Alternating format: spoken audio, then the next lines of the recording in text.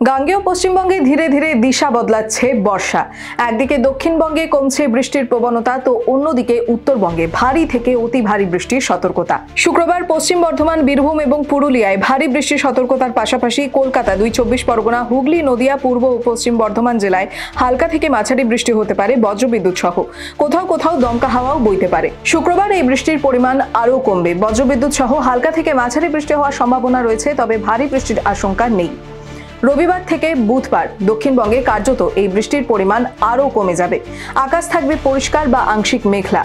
তবে উত্তরবঙ্গের আবহাওয়ায় আসতে চলেছে পরিবর্তন। শুক্রবার প্রায় সবকটি জেলায় হালকা থেকে মাঝারি বৃষ্টি হওয়ার সম্ভাবনা রয়েছে।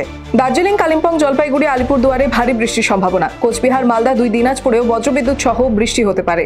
শনিবার থেকে সোমবার দার্জিলিং, কালিম্পং, জলপাইগুড়ি, কোচবিহার, আলিপুরদুয়ারে ভারী থেকে অতি ভারী বৃষ্টির আশঙ্কায় কমলা সতর্কতা জারি করা হয়েছে। মঙ্গলবার ও বুধবারও ভারী বৃষ্টির প্রবণতা বজায় থাকবে। উত্তর এবং দক্ষিণ দিনাজপুরে ভারী বৃষ্টির সম্ভাবনা রয়েছে।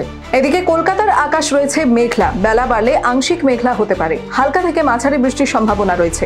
তবে বাতাসে জলীয় বাষ্পের পরিমাণ অত্যন্ত বেশি, ফলে আর্দ্রতাজনিত অস্বস্তি থাকবে।